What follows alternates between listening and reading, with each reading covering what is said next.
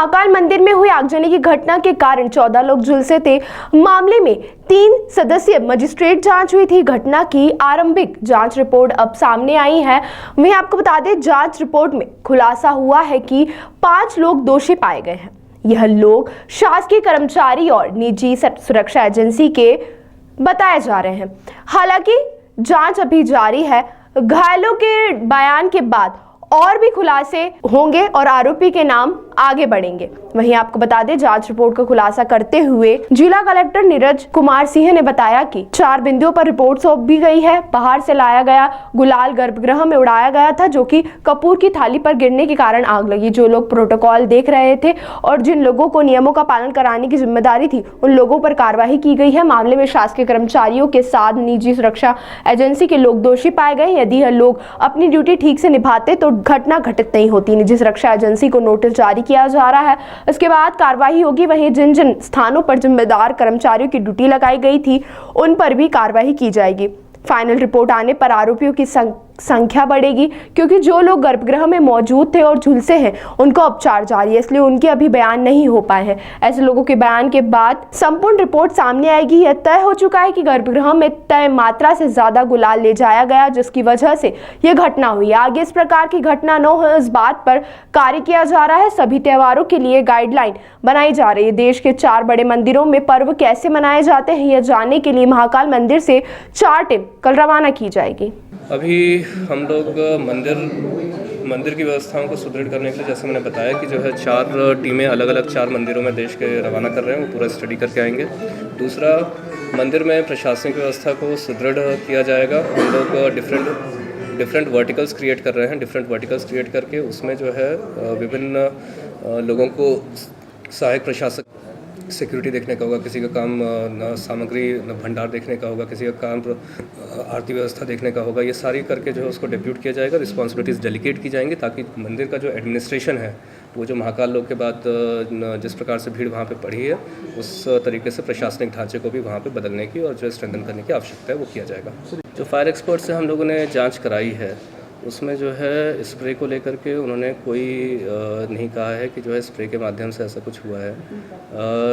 जो गर्भगृह है, उसके वीडियोस जो समिति ने देखे हैं, उसमें जो है उन्हें गुलाल ले जाना ही दिखाई दिया है और गुलाल के माध्यम से ही ये कंक्लूजन निकला है कि ये पूरा हुआ है। सर, चूँकि हादसे में एक बच्चा भी शिकार हुआ है, वो बच्चों को 18 साल की उम्र से कम के बच्चों को गर्भगृह में अलाउड नहीं है, तो इसको लेकर क्या अब आगे कार्रवाई की जाएगी? जो उनको बच्चे को लेकर गए, क्योंकि उस पर भी उसकी भी जान पे बनाई थी। अलाउड नहीं है, और जैसा मैंने बताया कि रिपोर्ट अभी आई है। मंदिर के प्रोटोकॉल्स का उल्लंघन जहाँ पे हुआ है और जिसने किया है, जो ऐसे लोगों को लेकर के गया है जो कि जाना अलाउड नहीं था, वो निश्चित तौर पर इसमें कार्रवाई के भागीदार। देखिए, जो पर्व मंदिर में मनाए जा रहे हैं, वो कालांतर में उनका स्वरूप बढ़ता गया है। जो 20 साल पहले जिस प्रकार से पर्व मनाए जाते थे, वो सेम स्वरूप में अभी नहीं है। उनका स्वरूप बहुत बड़ा है और स्वरूप बढ़ते बढ़ते ऐसी चीज़ें हुई हैं जो धीरे धीरे इस घटना तक पहुंची हैं।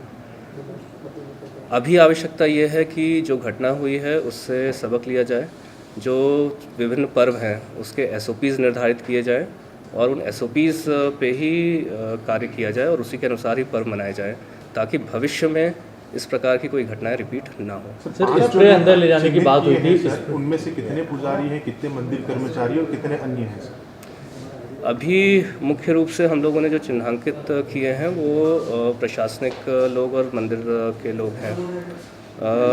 अभी पुजारियों के लिए जो बयान होना शेष है, वो बयान भी पूरे दर्ज होंगे। उसके पश्चात उनका जो है आइडेंटिफिकेशन इसमें होगा। देखिए, मंदिर समिति ने हर्बल गुलाल जो पूरे इसके लिए बनाया था, करीब उनके द्वारा 2 कुंटल गुलाल पूरे उसके लिए बनाया गया था, ऐसा मंदिर समिति के प्रशासक द्वारा हमें सूचित किया गया है, जिसमें से 4 से 5 किलो जो है अंदर उपयोग होना था गर्भगृह में। लेकिन निश्चित तौर पर जो गर्भगृह में उपयोग हुआ है, जो मात्रा वीडियोस में दिखाई पड़ रही है, वो बहुत अधिक है। जो सिक्योरिटी एजेंसी है उसको हम लोग नोटिस जारी कर रहे हैं उनके खिलाफ कार्रवाई का, मंदिर में जिन जिन अधिकारियों की ड्यूटी लगाई गई थी उनके खिलाफ़ कार्रवाई प्रस्तावित की जाएगी। जिनके खिलाफ़ कार्रवाई करने के लिए इस स्तर पर मैं सक्षम हूँ उनके खिलाफ़ मैं कार्रवाई करूँगा। जहाँ पे शासन स्तर से कोई कार्रवाई होनी है वो शासन स्तर पे जानकारी भेजी जाएगी। जहाँ पर जो लोग प्रोटोकॉल का उल्लंघन करके ऐसे मटेरियल को ले गए थे अंदर जिससे कि फ्लैश फायर हुई है, वो भी निश्चित तौर पर इसमें जब आगे और बयान होंगे तो निश्चित तौर पर उनका भी आइडेंटिफिकेशन होगा और उनके खिलाफ़ भी जो प्रबंध समिति के माध्यम से कार्रवाई होनी है वो होगी। सर, प्राथमिक जांच में कितने लोगों के नाम इसमें आए हैं और कौन नाम के साथ आप बता दीजिए कि इन लोगों पर अभी चिन्हित किया है इनको? अभी जो है विभिन्न, जैसा मैंने बताया, जिन लोगों की ड्यूटीज़ लगाई गई थी उनका जो है हम लोग कर रहे हैं। नाम अभी जो है जांच रिपोर्ट में नाम उल्लेखित नहीं किए गए हैं, लेकिन जिस स्तर पे लापरवाहियाँ हुई हैं वो उल्लेखित किया गया है। तो उसके आधार पर जिन्हें हमें कार्रवाई करनी है, नोटिस जारी करनी है, ऐसे 4-5 लोग आइडेंटिफाइड हैं, उनके खिलाफ होगी। सर, इसमें जांच अभी और आगे चलती रहेगी? फाइनल रिपोर्ट कब पर आ जाएगी? फाइनल रिपोर्ट आने में अभी समय है, क्योंकि अभी कई लोग अभी भी भर्ती हैं अभी अस्पताल में। उनसे भी पूरा मामला फर्स्ट हैंड जानने की आवश्यकता है, उनके पूरे बयान लेने की आवश्यकता है। और जो ब्रॉडर बिंदु इस समिति को दिया गया है कि मंदिर में किस प्रकार से SOPs सभी त्योहारों के लिए तय होने चाहिए, कितने लोग गर्भगृह में रहें इसकी संख्या निर्धारित होनी चाहिए, इस सब के लिए एक वाइडर कंसल्टेशन की आवश्यकता है, जिसमें जो लोग अभी पुजारी अभी अस्पताल में हैं उनके भी व्यूज़ और ओपिनियंस की आवश्यकता है और अन्य विद्वानों के भी व्यूज़ और ओपिनियंस की आवश्यकता है।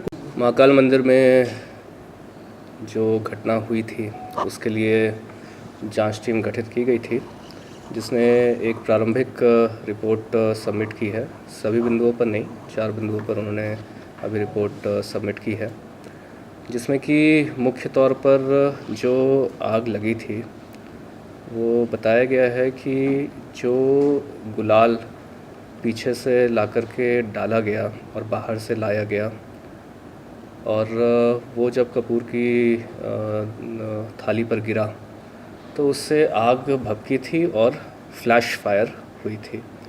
यही फाइंडिंग्स जो हमने फायर एक्सपर्ट को बुलाया था उनके द्वारा भी सेम फाइंडिंग्स दी गई हैं। जो सैंपल है गुलाल का वो अभी अंडर टेस्ट है, उसमें कौन से ऐसे मटेरियल थे जिससे कि ये फ्लैश फायर हुआ था, वो जो है रिपोर्ट फाइनल रिपोर्ट में आएगा। लेकिन ये निश्चित है कि जो बाहर से गुलाल आई थी उसी में कोई ऐसे सब्सटेंस थे जिससे कि जो है ये आग लगी। इस आग लगने की घटना में जो मंदिर के प्रोटोकॉल्स थे और जो होली के लिए विशेष तौर पर नियम बनाए गए थे, सीमित मात्रा में गुलाल का उपयोग होना, मंदिर समिति द्वारा जो गुलाल प्रोवाइड किया जाएगा उसी का उपयोग होना, इन सब का उल्लंघन होना पाया गया है।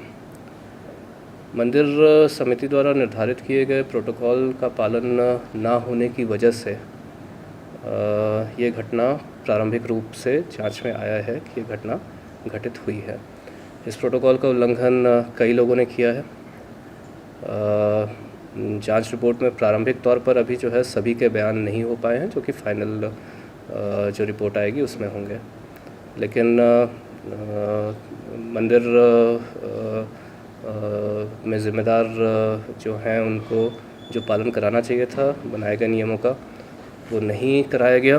विभिन्न स्तर पर जो ड्यूटीज़ लगाई गई थी उनको जो पालन कराया जाना था वो प्रारंभिक तौर पर पाया गया कि जो है नहीं कराया गया, जिस वजह से गर्भगृह में इस प्रकार के मटेरियल गए और ये घटना घटित हुई। जो लोग पूजन कर रहे थे उनकी भी ये जिम्मेदारी थी कि जो मंदिर ने प्रोटोकॉल निर्धारित किए हैं उसके अनुसार ही पूरा कार्रवाई की जाए, जिसका पालन होना नहीं पाया गया। इसमें भी कौन व्यक्ति ज़िम्मेदार हैं जिन्होंने कि ऐसा किया, वो भी फाइनल रिपोर्ट में आइडेंटिफाई किया जाएगा। जो सिक्योरिटी एजेंसी है, सिक्योरिटी एजेंसी के द्वारा भी जो है जो लोग लगाए गए थे उन्होंने अपने दायित्वों का निर्वहन नहीं किया जहाँ पर ताले वगैरह लगे थे, वो ताले जो समय से खुलने थे, वो ताले एक इवैक्यूएशन की स्थिति में नहीं खुले, उसमें थोड़ा डिले हुआ। तो इसमें जो सिक्योरिटी एजेंसी है वो भी रिस्पॉन्सिबल पाई गई है। कुल मिलाकर के घटना घटित होने के कारण ज्ञात हुए हैं और जिन जिन स्तरों पर लापरवाही पाई गई है उन सभी के विरुद्ध जिस जिस स्तर से कार्रवाई सक्षम स्तर से हो सकती है वो जो है सुनिश्चित की जाएगी।